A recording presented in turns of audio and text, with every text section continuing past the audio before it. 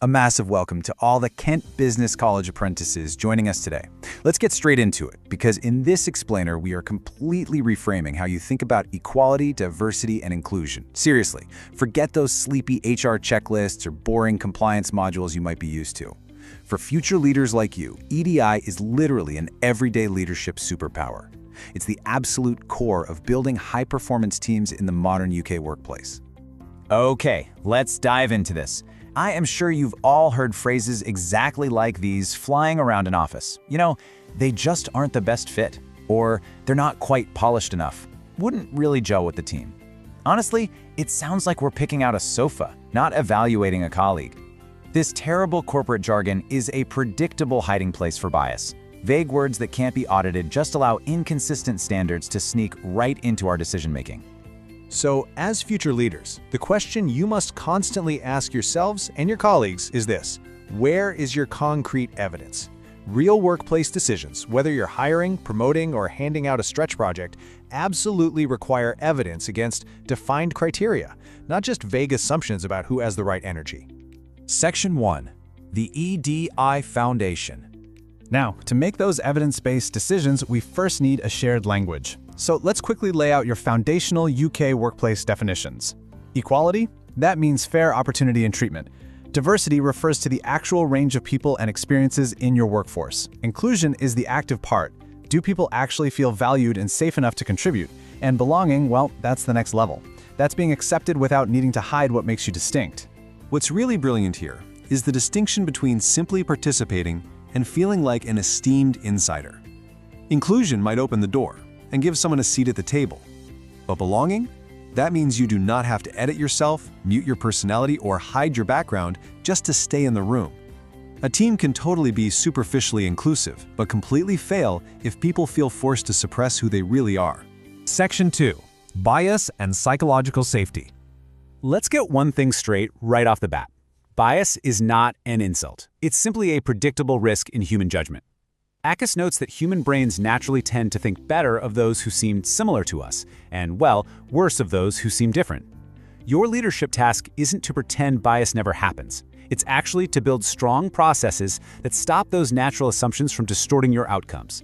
Because when we let bias run the show and fail to create psychological safety, you get meetings where only the loudest voices are heard. We can all picture that team, right?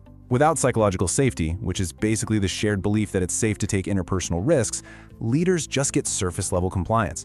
Underneath all that, there's just silence. If your team doesn't feel safe to speak up or admit mistakes, you're losing absolutely crucial information.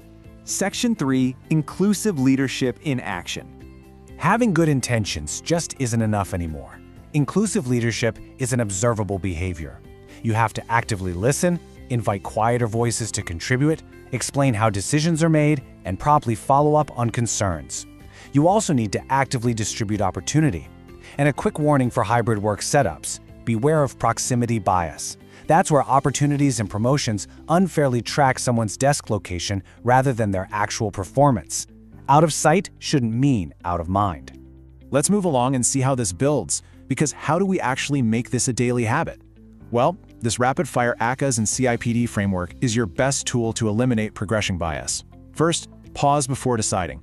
Second, define your actual criteria. Third, check who might be disadvantaged. Fourth, adjust the process if needed. Fifth, record your reasons and evidence. And finally, review the outcomes later to spot any unfair patterns. Simple, but incredibly effective. Section 4. The UK Legal Baseline. Think of this section as essential literacy for spotting risk.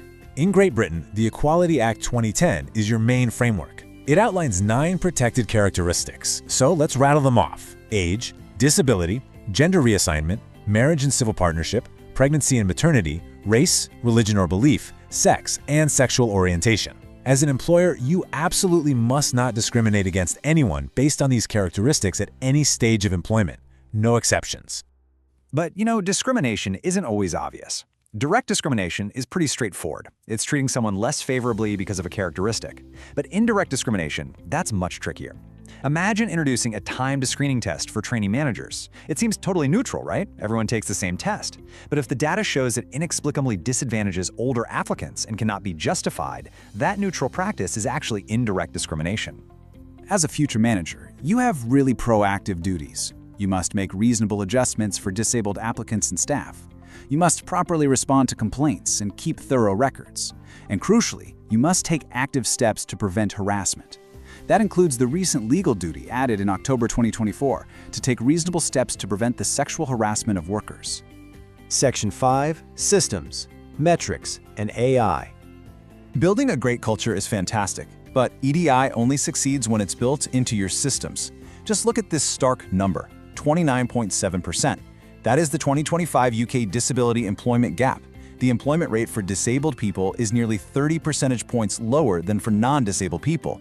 This metric proves exactly why tracking your data and properly managing reasonable adjustments is so urgent. If your systems are broken, the numbers are absolutely going to show it.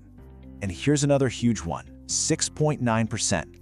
That is the 2025 full-time gender pay gap in the UK. Truly inclusive leadership requires you to monitor hard metrics exactly like this. You need to be looking at your own dashboard. What are your pay gaps, your promotion rates, your attrition rates, and who is actually getting access to flexible working? Just a quick word on artificial intelligence here. Automation in recruitment can totally scale efficiency, but it can just as easily scale unfairness. Both the Information Commissioner's Office and the Equality and Human Rights Commission have issued strict guidance on this. AI might speed up hiring, but human leaders remain entirely responsible for monitoring the outcomes and preventing AI bias. You literally cannot just outsource your accountability to a robot and hope for the best. Section 6, Future Leader Takeaway. So the crucial point is this. I'm going to leave you with this exact thought. EDI is not just an HR topic, it is a leadership skill. Listen fairly, check bias, explain decisions, create safety, and make inclusion part of everyday work. You now have the shared language, the awareness of bias, the legal baseline, and the decision framework. The tools are completely in your hands.